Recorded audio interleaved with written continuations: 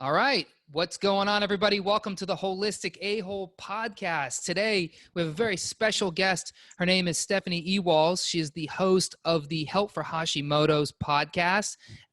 Thank you for joining the Holistic A-Hole podcast, Stephanie. How are you doing today? Thanks for having me. I'm doing well. How about you? Doing great. And I'm excited to chat with you. First of all, I'm a big fan of your podcast. Love it. And I love learning about a thing that you seem to be an expert in, which is the thyroid. So, before we actually start diving into thyroid stuff and to health stuff, why don't you give the listeners here a little bit about you, a little bit about your background? All right. Well, I am a sort of serial entrepreneur. I've been in business for myself since 1998. Started a business with my husband, did that for quite a few years. He then went on to do that full time. I stayed home with kids for about 10 years. Went to work in child protection for a while, and I always wanted to help people, and that was not my jam.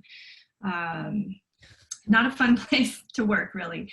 So I decided to go to school for nutrition because, during that 10-year time period, I stayed home with kids, and while I was working in child protection, I was pretty sick, diagnosed with hypothyroidism after my second child was born. And that's pretty common for women to have hypothyroidism due to hormone issues. So after my son was born, went to the doctor for something else, and he just asked me, is there anything else I can do for you? And I was like, wow, I'm just really tired. He's like, well, let's check your thyroid. So we checked it, and my TSH, which is standard of care for most people, that's the lab test they get, that was 150. Wow. And it should be around 3. So I was not going crazy. I really was tired because my thyroid had slowed way down. So fast forward a few years, pregnant with another child, and I went into a thyroid storm and lost that child at 34 weeks. So it was a pretty devastating loss. And I knew it was my thyroid. My doctor had taken me off my medication because I was now in what we thought was a hyper state. Turns out it was probably Hashimoto's, an autoimmune attack. And then my body had just gone nuts. Unmanaged stress, poor diet, all that. So after my son died, I knew something was up. Couldn't quite figure it out yet, but I knew in the back of my mind that something was going on. They couldn't give me any answers, so it took a couple of years. I started to do some research looking for answers, and had another child. She was fine, thyroid was fine, but I had it checked every 6 weeks throughout that entire pregnancy, with an endocrinologist who was zero help. And that's not to say that all endocrinologists are zero help. Mine was not great, and a lot of them aren't. And so after having what they call the rainbow baby, I was still eating standard American diet, eating a lot of baked goods because I love to bake and cook. And I started to develop a really itchy rash on my chest and my shoulders, on my arms, and I would itch it until it bled. It was like a watery rash. Something in my head just said, hey, you should try give up gluten and see what happens. And I did, and 2 weeks later, the rash was gone. My brain fog had cleared up. I started to lose weight, and I was like, oh, I'm onto something. This food stuff really does matter. So then I was like, wow, I got to figure this out. So I started searching for more information. Thank goodness for the internet. Found some podcasts, found the Nutritional Therapy Association, became an NTP. And then I was like, I want more. I really want more. And I'm going to get a master's in nutrition and functional medicine now, mostly because I want to get licensed in my state. So that I can work with doctors, because I feel, for me, that's where the passion lies, is in educating doctors on how they can really serve their patients better, instead of, being a woman going in to your doctor, just saying you just don't feel right. You just still feel things are, you're moving slow still. Some things you feel not really depressed, but you don't feel right. And they offer you antidepressants instead of saying, hey, let's try to figure this out. So that's my goal with being an NTP, is help people figure out what their root cause is and kind of go from there. So that was a really long story, but no, I mean, you laid out a lot of really interesting points in your own story that I think, first of all, is shared by, so many women right now going through this, and probably many of which you see as an NTP. I know the reason I'm so interested in the thyroid is because most of the women, well, first of all, most of the people I see as an NTP are women, and most of the women are dealing with thyroid symptoms. And, I'm not an endocrinologist, but a lot of times I hear what these girls are going through, and they say the same thing. They went to their doctor and the doctor said, well, you need antidepressants. You don't feel well. Your TSH is fine. It can't be your thyroid. But then you have the whole other side, which is like, there are doctors who will say, well, we need to take your thyroid out. And so you have both of these extreme examples that women are left with. And I feel like what you're doing is really going to help the situation, working directly with doctors. Yeah, that's really my goal. I'd like to be able to, speak at conferences and things like that, to do a little bit of education. I have connections with some functional medicine people here in Minnesota, and because of the work that they do, a functional medicine doctor in particular, because of the work that they do, they don't want, as they call it, the black hand coming down on them, which is, you do one thing differently and I'm going to take your license. That's a real fear all over the country these days for doctors who are thinking outside the box. And so because of that, it's been a challenge for me to do what I do as an NTP with this doctor, because she had a friend who had a nurse talking about nutrition and got a letter from the state saying, you can't do that. So I'm in, I believe, an orange state. There's a loophole here for NTPs to practice. And it seems to be fine. We're flying under the radar okay. And helping people, and that's why we're busy. Right? Of course. We are able to do so much more than conventional medicine for people by just educating them on how diet and lifestyle really do affect us. So yeah, I find the people that I talk to, or that I clients I work with, I'm like the last option. Like everything else has failed, and they're like, they're in my living room in my little apartment in New York City, and they're like, I've seen every doctor, I'm in and out of the office, I'm on every pharmaceutical, and none of this stuff is working. And so let me ask you, like, when it comes to something like the thyroid, especially with women's health, what do you find is like the biggest smoking gun? Like, if you suspect something's going on with the thyroid, of course I know that hypo, those can be two different symptoms with two different protocols. But, if you were just to tell women like a blanket statement, something they can do to optimize their thyroid, or at least not to sabotage it, what is probably at the top of your list? Managing blood sugar. Blood sugar. Yeah. And the reason for that is because, it's complicated. But sorry, I'm I just about fell for all of you who are watching the video of this. We didn't know you were elevated there. I'm on a balancing thing and I'm standing up and I just about fell backwards. So great. Anyway, so blood sugar, it affects your sex hormones. It affects your adrenals. And those then in turn affect your thyroid. All of that is related because they're all part of the endocrine system. And if one's out of balance, the others are going to be out of balance. It's just the way it is. So if you can do that one thing, watching learning what your carb tolerance is and watching the sugar, no sugar at all would be ideal. Of course, that's not going to happen for everybody, but really, really maintaining stable blood sugar throughout the day is going to be key.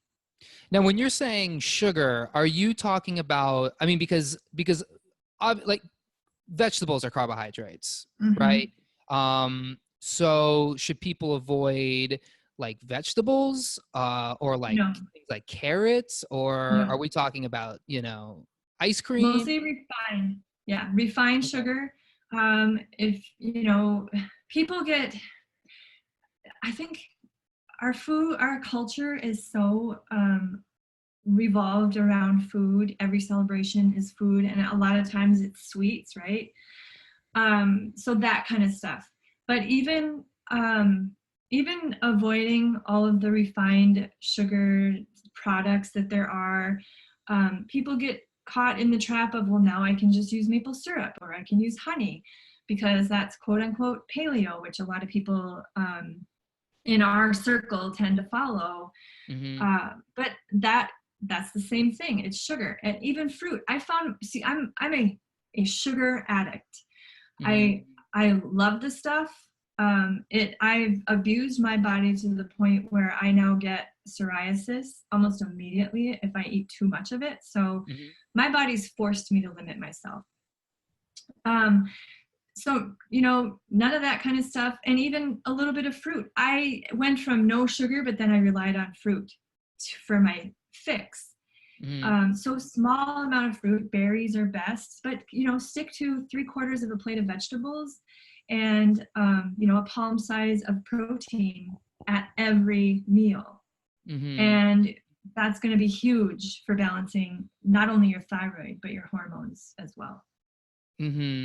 Yeah, I think people really don't realize how much sugar and processed carbohydrates people are actually eating.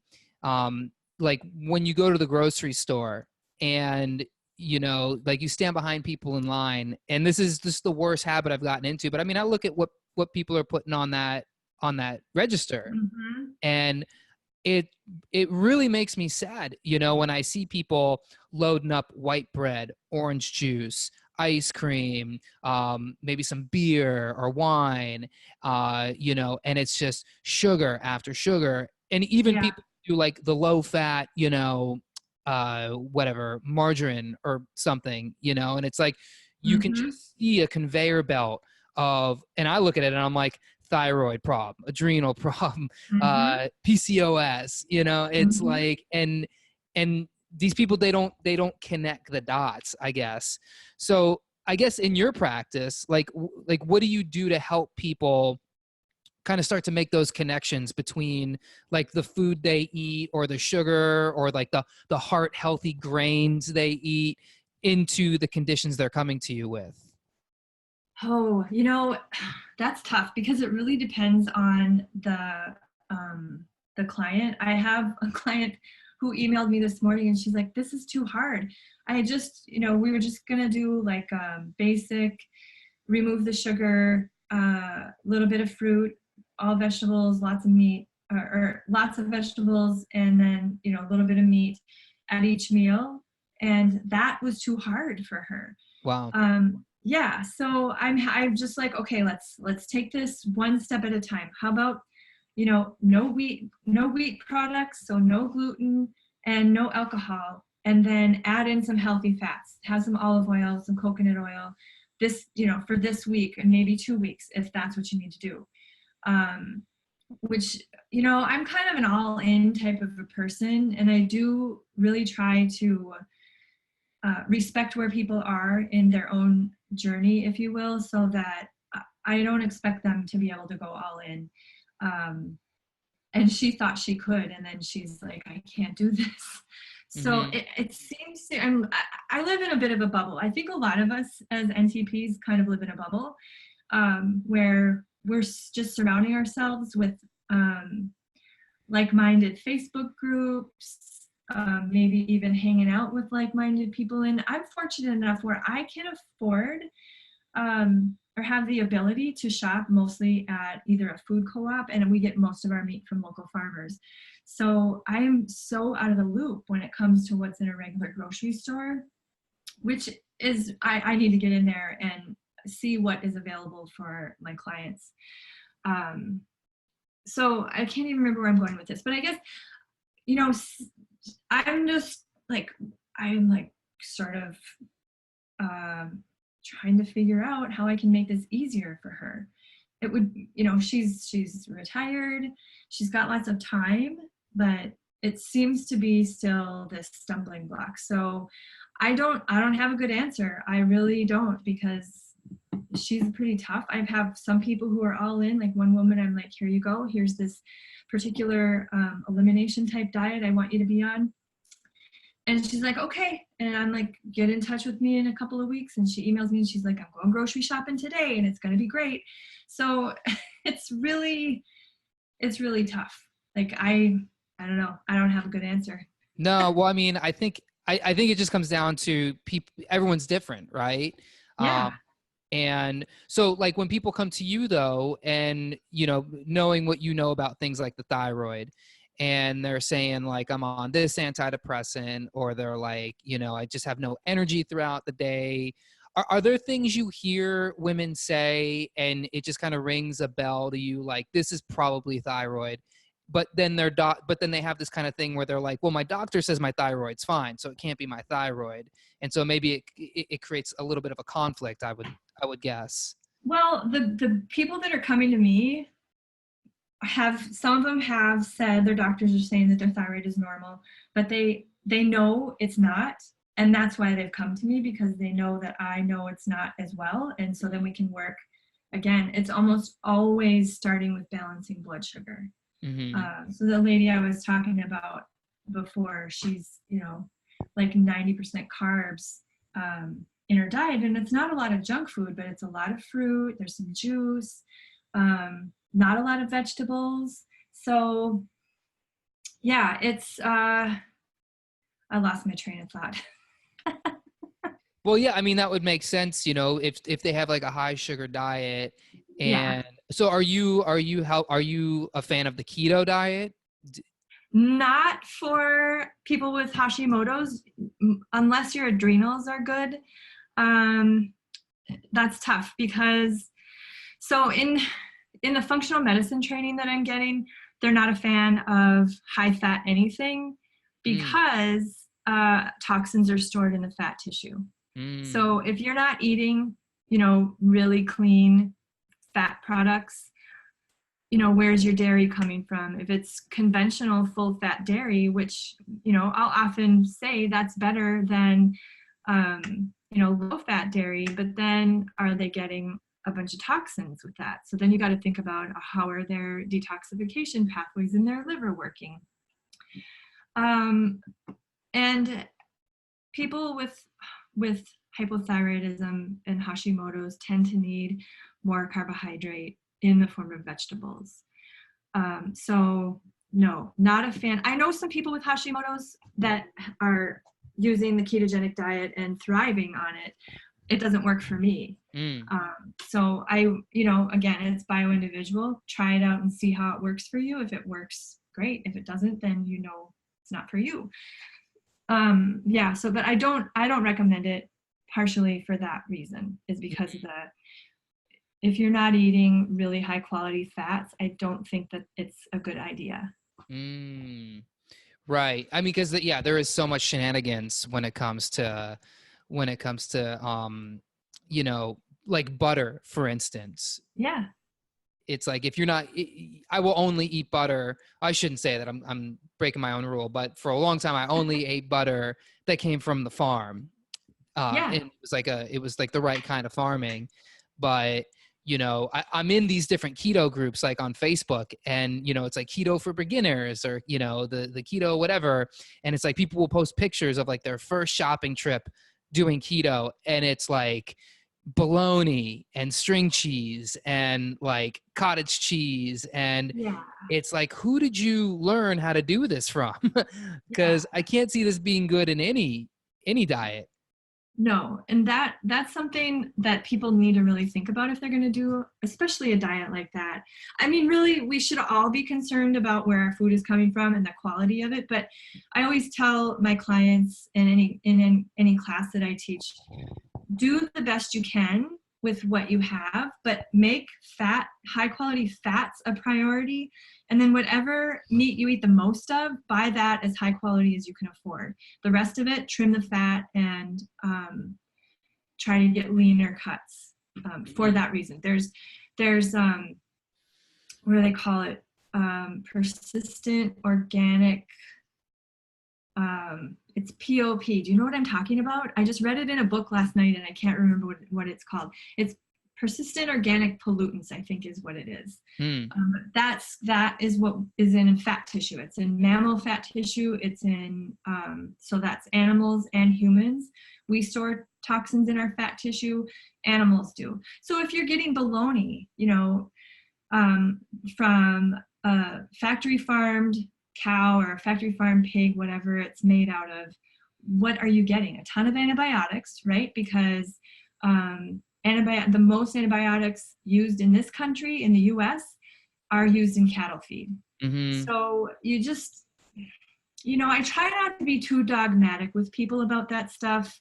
But if you're going high fat, it has to be clean. You're going to make yourself sick. And then you got to think about too, like I had an organic acids test done, and it turns out that my cells don't use fat very well. So when I was eating, not even on purpose, more of a ketogenic diet, more out of probably a little bit of laziness, and then I didn't have enough energy to do anything else. I was eating a lot of meat, a lot of bacon, which was 99% of the time super high quality, but I had and very little vegetables, because I'm lazy. I didn't want to make them, and then I didn't have the energy. Like after eating that way, I was like, I have zero energy to do anything. So then it was like perpetuating this vicious cycle. I didn't have the energy to make the vegetables. All I was eating was probably a hamburger patty. I don't know. I don't even remember. It's been a while. Once I started adding a ton more vegetables into my diet, I had more energy. I felt lighter. I felt like my digestion got better. I felt good. But that's not to say that somebody else who adds a ton of vegetables might have really bad digestion.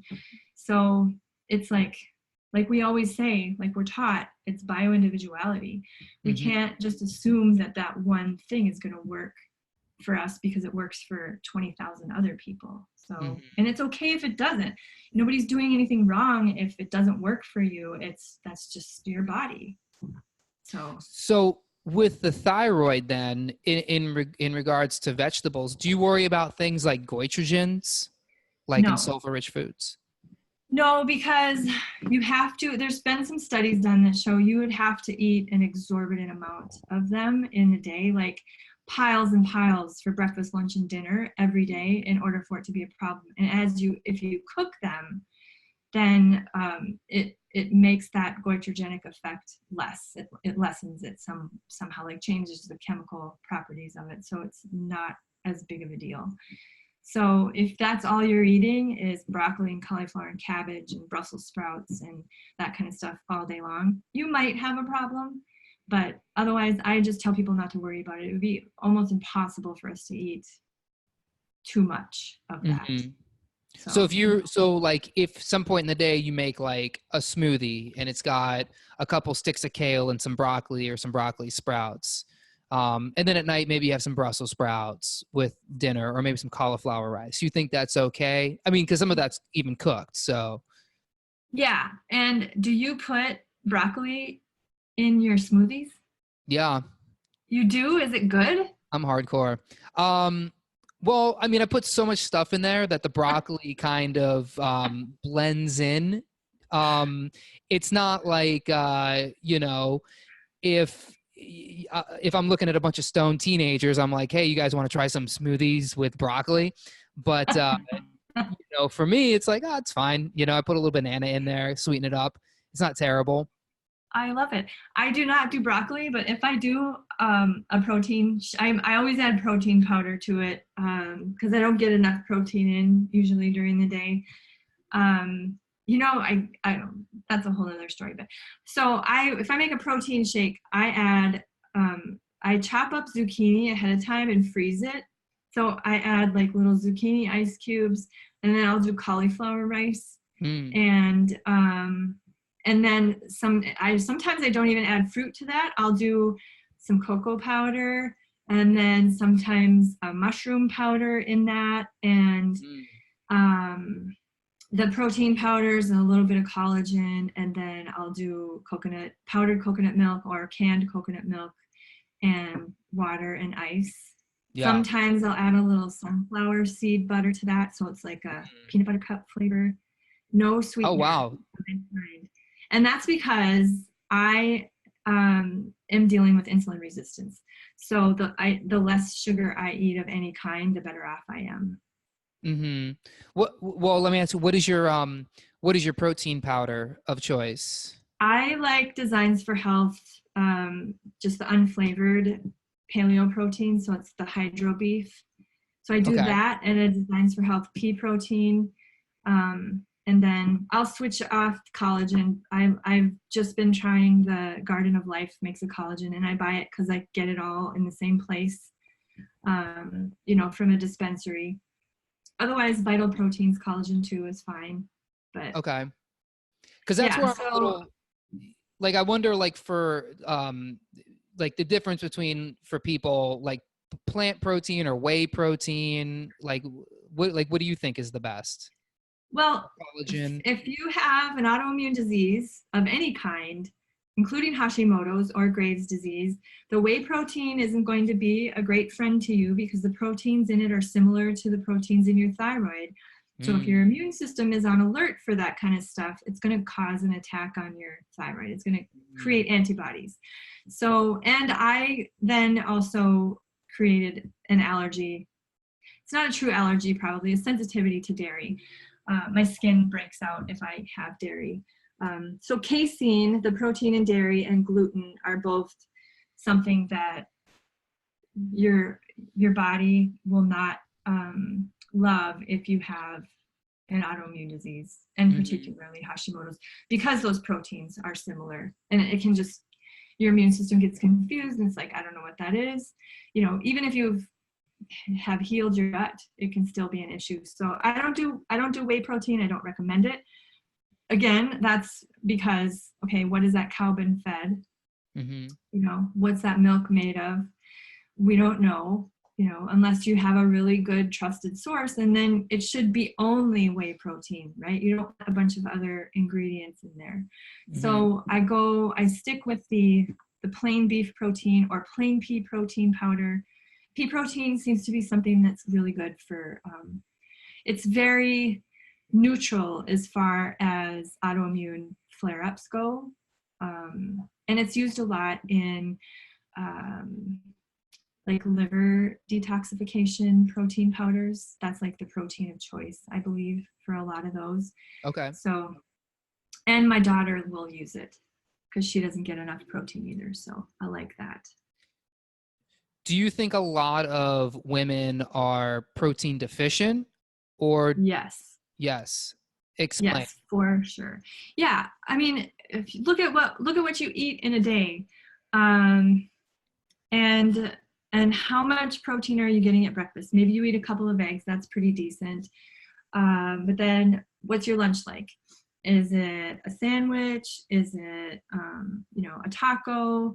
What are you having? And then maybe what's your dinner? Are you eating on the run? Like, you should be getting about 100 grams of protein every day, especially as you get older. For women who hit menopause, and you have then some insulin resistance that goes along with that, your body is breaking down your muscle, so you need to lift some weights a little bit. You need protein to build muscle, right? So you're just not getting enough.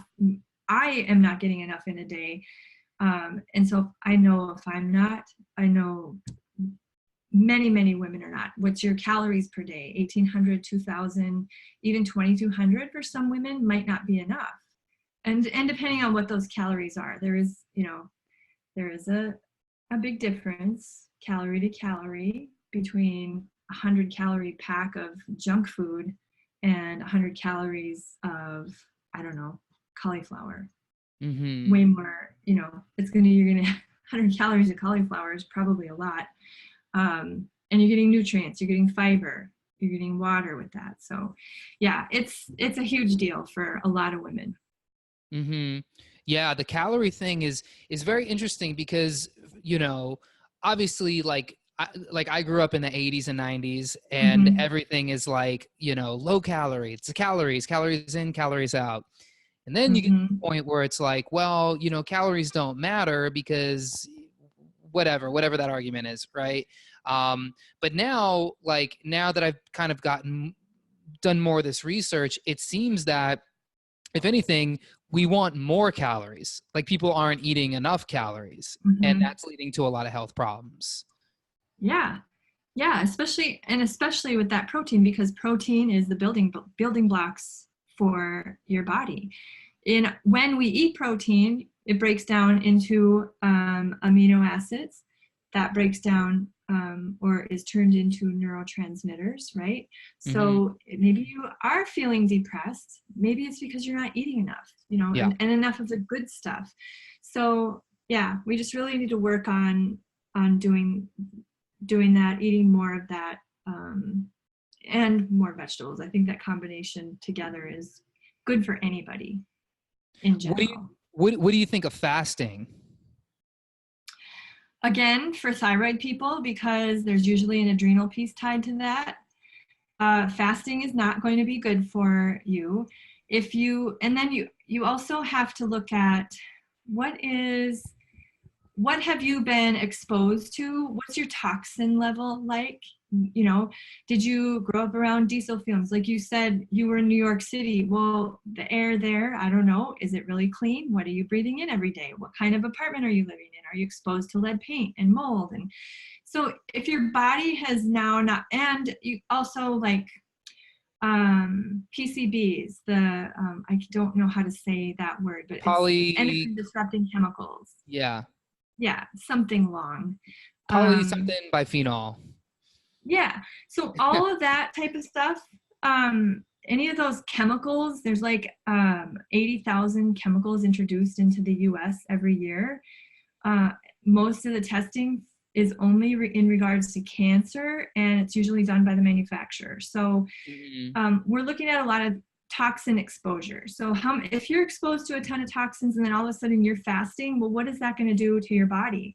Your first phase of detoxification needs protein. So there we go again with the protein, to break down those chemicals. Sometimes it turns things into even more harmful chemicals. And then if your phase 2 pathway isn't working as well, that stuff is getting shuttled to your fat tissue, and then you're fasting and you're going to lose some of that fat, and then where's it going to go? It's got nowhere to go, so it's going to get recycled through your body, make you really sick. So no fasting. I don't think anybody should be fasting unless they have gotten their detox pathways working, manage their blood sugar, make sure that their eliminations are really good, make sure that they can sweat, make sure that they're really well hydrated, maybe do some dry brushing, that kind of stuff first. And then maybe do a fast. I think it's dangerous for a lot of people. And it is, on top of the whole toxin piece, anybody with a thyroid problem that also has an adrenal problem, that's going to be really bad. It's just you're going to end up on the couch for a month because you're not going to have any energy to do anything. Your body just can't handle it. Yeah. Yeah. I did a 7-day fast a year ago, and I did it because a podcast host told me to do it. And I was like, why not? This seems like a good medical recommendation. That's hilarious. They're like, just do a 7-day fast. We're all doing it. I'm like, yeah, I got some FOMO. Why not?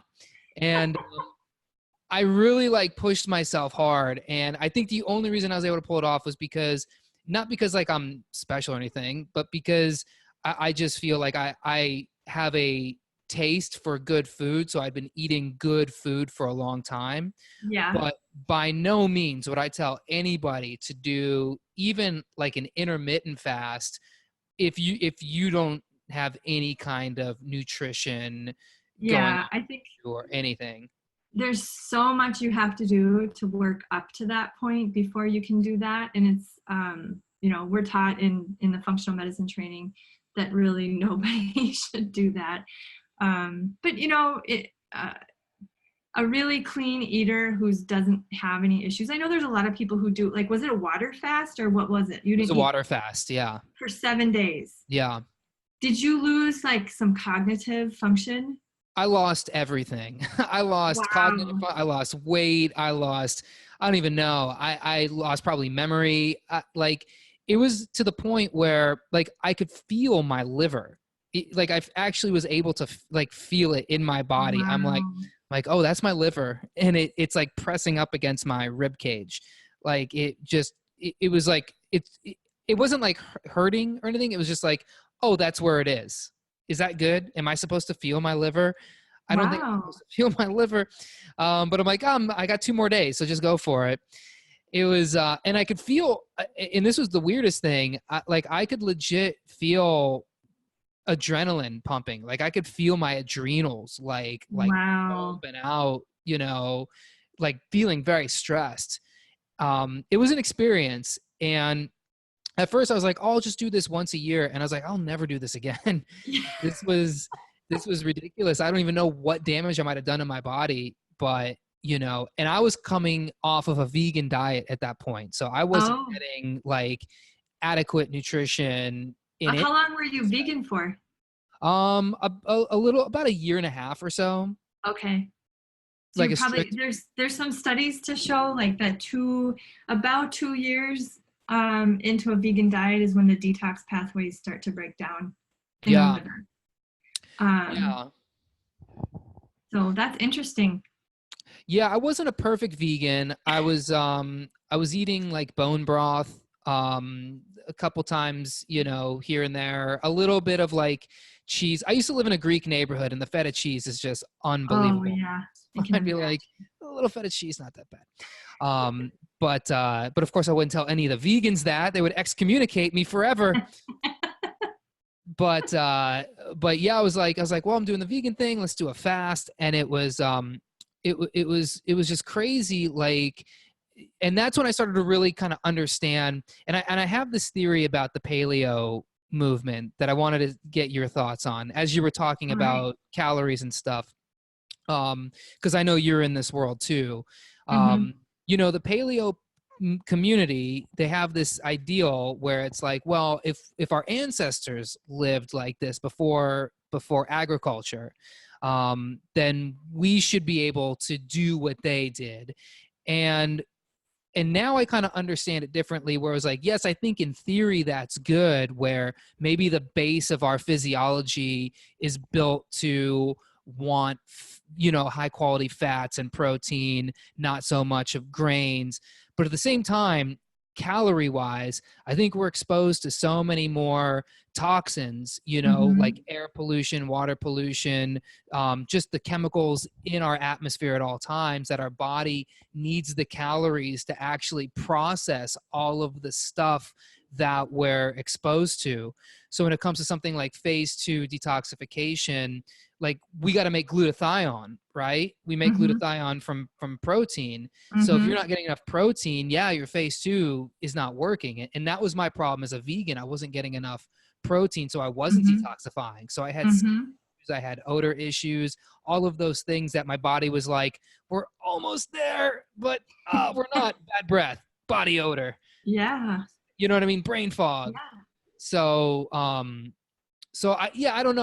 I'm just thinking like we can't live like we did 2 million years ago, because the world isn't like it was 2 million years ago. Yeah, that's what I was going to say. We don't live that way. I mean, we have access to so much now. It's just I don't know.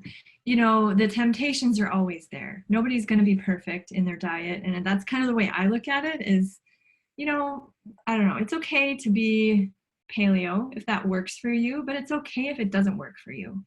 I don't think that it's a one size fits all diet. And I think I used to feel bad that, well, I was doing it wrong, first of all, because I wasn't eating enough vegetables. And it's really not a meat-based diet. They do tout high quality meats, but it's not all about the meat. I think if people really read the information about it, it's a lot of vegetables. Like, have a lot of vegetables. And I think that's what we were eating, our ancestors were eating before the grains came along. It was a lot of probably leaves and roots, Right. and that kind of stuff. So yeah, I don't know. I think it's okay, whatever works for you. Yeah. And, like I eat really, really well 90% of the time. I was out of town this weekend, and was able to go to a co-op, which is always my go-to whenever city I'm in is some sort of, better food store. But they didn't have much gluten-free that I could eat except for a gluten-free sandwich, which also had mayo on it and cheese. And I don't do well with dairy and I don't do well with eggs, but I ate it because it was either that or have a bag of chips. Yeah. And I'd rather have a sandwich and be full. So, and then just say, okay, that's okay. I ate that. We'll just see what happens. I'll let it go. I think the less stressed out I am about what I'm eating, Yeah. the less effect it has on my body. Yeah. So, And you live to tell the story. That's yeah, amazing. and I'm fine. You're so brave. Because I know that feeling. I know, like, when especially being out of town, especially if you're somewhere where it's like, like if you're on a business trip, if you're in New York City and you're in Times Square, forget it. You're not finding any food that's going to be anything good. And it does cause like quite a bit of stress on a person. But the stress, like that, at least in my opinion, it all comes down to that. It's like, if you can just eliminate that out of your life as much as possible, it's like you can have those cheat meals. You're going to be fine. Your body will work okay. But it is like the emotional side too. And I'd imagine that's a huge thing with women and their thyroids, especially. It was a huge thing for me, but mostly because I love food. Yeah. I loved to bake. So I was like, well, I can't bake. What am I going to do? Like, that was kind of like therapy for me. I would, bake something, make it for the kids, eat what they did, lots of muffins and cakes and cookies and that kind of stuff. It was something that I grieved over.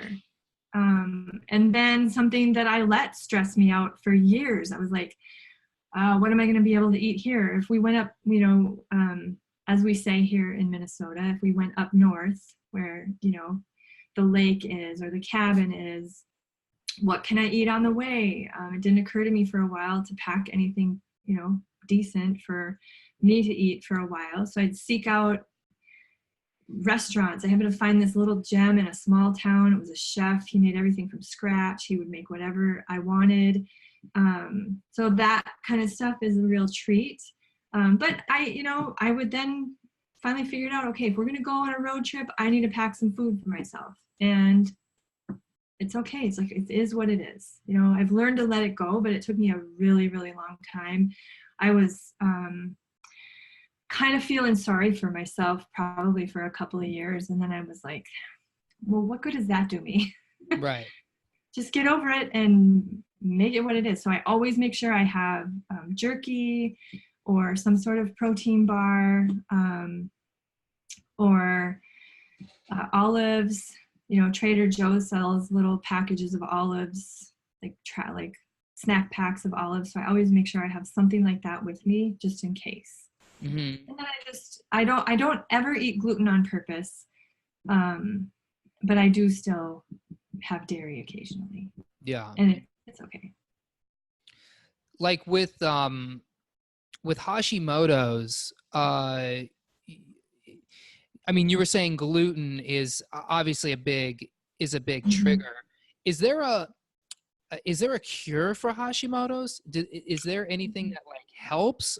I mean, obviously No. not helps, but like gets rid of it altogether? Or is it one of those things you just kind of live with forever? You can put it in remission, they say. That always sounds like cancer to me. You can calm your immune system down. Your body can start working well again by, you have to look at what nutrient deficiencies you have, because if you are dealing with an autoimmune disease, and particularly Hashimoto's, you've probably got intestinal permeability or leaky gut. You've probably got to manage your blood sugar. You're probably dealing with some adrenal fatigue or HPA axis dysfunction, as the medical term is. So you have to look at all of that. How inflamed are you? Do you need fish oil? Most of us do need either to eat some fish or take a supplement of fish oil. You probably need some sort of digestive enzyme or hydrochloric acid supplement. Vitamin D for sure, because that helps boost your immune system. So you have to look at it as an immune system problem and not a thyroid problem when you have Hashimoto's. Calm that immune system down, bring your blood sugar back into balance, take care of your adrenals, see what your liver's doing, and get all of those little ducks in a row, and then you should start to see some changes. You'll start to feel better. You'll start to have more energy. You'll start to sleep better, that kind of stuff. Do you do you say the same thing for people without a thyroid, or how do you kind of approach that? Yeah, well, they're going to have to be on medication. So we want to optimize that. If it's a synthetic T4 only medication, such as levothyroxine, your body has to convert that T4 into T3. So it does that in the liver, it does it in the gut, and then some peripheral tissues as well. So you want to make sure that there's a conversion being done. So have more than just a TSH test done. Look at free T3, look at free T4, look at reverse T3, and then you can see are your cells getting the T3? That's what you want to know. The TSH test is a hormone that comes from your hypothalamus. It tells your pituitary gland, hey, we need to make thyroid hormone. So then the pituitary gland sends another signal to the thyroid and says, hey, you need to make thyroid hormone. So TSH is just telling you about the communication in your brain. It isn't telling you what's going on at the cells. So you need to have more information. Yeah, the way I understand TSH is that it's kind of like the UPS man at the door. And it's like the UPS guy comes and he knocks on your door, and if the thyroid's working right, thyroid opens the door, says, okay, thanks for the delivery, you can get on. So you don't need a lot of TSH. But if the thyroid's not working, then more and more TSH is going to come. It's like more UPS guys are coming to the door. Yeah. Before you know it, you look outside, you have, like in your case, 108 or whatever UPS guys outside your door, Yeah. until somebody finally realizes, like, oh, nobody's home. Like something's not right. Yep. But that is just the door not opening, right? Nobody's at the door. So that doesn't necessarily mean that whatever packages have come through haven't gotten to the cells. So Right. It's a little bit, it's a deeper look. Most people only get a TSH because that's the standard of care in conventional medicine for the most part. If you can talk your doctor into doing more than that. And it's okay to ask your doctor to, and it's okay to insist, and it's okay to say, hey, I want this test done. Why won't you give it to me? And remember that unless you're stuck in some sort of HMO and you can't switch doctors, which is really unfortunate for some people, I would just say, hey, look, I don't need to bring my insurance here, or I don't need to bring my money here. I'll find another doctor. And then go find a doctor who will test those things, or order the tests yourself. Mm-hmm. And if you're lucky enough to be in a state where naturopathic physicians can also write prescriptions, you're probably better off. In my state, only MDs can write prescriptions. So I have to drive an hour to a doctor who was willing to treat me based on more than just a TSH. She was willing to look at symptoms and talk to me about how I felt, and she took my insurance. So I got lucky that way. But you just have to be insistent. You have to be your own advocate. You have to be proactive in the whole situation. And it's okay to be a little, I don't want to say aggressive, but stand up for yourself. It's okay to do that. Mm-hmm. Do you, cause from what I understand, it's with like something like T4, T3, a big smoking gun is reverse T3. So if you get your test and you see reverse T3 is high, basically what that means is your T4 that's coming from the thyroid to the cell or is not getting converted into T3. Yeah, it's getting converted into reverse T3, which is bound up so that your cells can't use it. And it's usually an indication that there's some sort of stress, either physical or mental. So then in that case, will you advise a client to go to a doctor and try to get synthetic T3 or even like, desiccated thyroid? Yeah, I think it's like 80% of people with thyroid problems do better on a natural desiccated thyroid hormone. Really difficult to get these days. There is Armour, which not everybody does well on. I don't do great on that. I was doing fantastic, like feeling the best I have felt in 20 years on a compounded thyroid powder. So it was a little bit of cellulose and then thyroid powder compounded by a pharmacy. That powder is coming from China and they can't get it anymore. So I don't know if that's China being mad at the US and saying, we're not going to give it to you, or what's going on. But all of the medications that my body really liked are no longer available. So I'm stuck on Armour and I'm supplementing with a Biotics porcine glandular thyroid product to kind of help me along.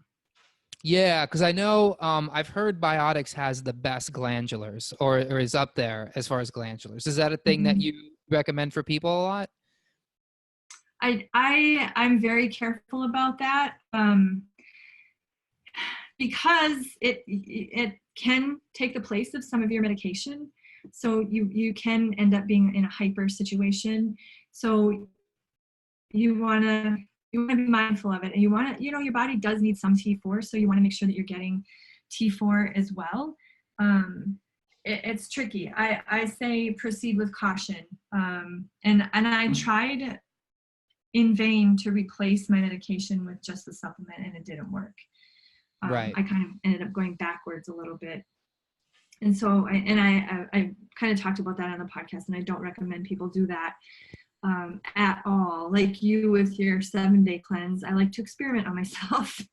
Sometimes it works and sometimes it doesn't. So yeah, I think you start with a natural desiccated if you can get it. Some people do good on synthetic T3. Cytomel is what it's called. And like a synthetic T4 combination. It just, again, it's bio-individual. You got to find what works for you. And the thyroid hormone is a Goldilocks combination. It's very tricky to get it just right. Right. So just to kind of like, because we're kind of getting to the end here, but, to kind of wrap things up, I know, as an NTP, like our big thing is bio-individuality. Mm-hmm. But putting bio-individuality off to the side for a second, what do you think are maybe the top, I don't know, supplements or nutrients that, if somebody comes to you and maybe you're suspecting thyroid, but you don't really have labs available and they're just like, I don't feel good. I have a hard time getting up in the morning. You see their diet is really weak. What are your go-to supplements or nutrients that you're trying to help this person with? Or are you just saying, let's not touch any supplements at all? No, I think zinc and selenium are big for thyroid, but you have to watch how you take them because too much zinc can deplete copper, And I'm not sure what the antagonist is for selenium. I can't remember, but you don't want to go overboard. They say you can do around 200 milligrams of selenium without any problems, but too much can be toxic.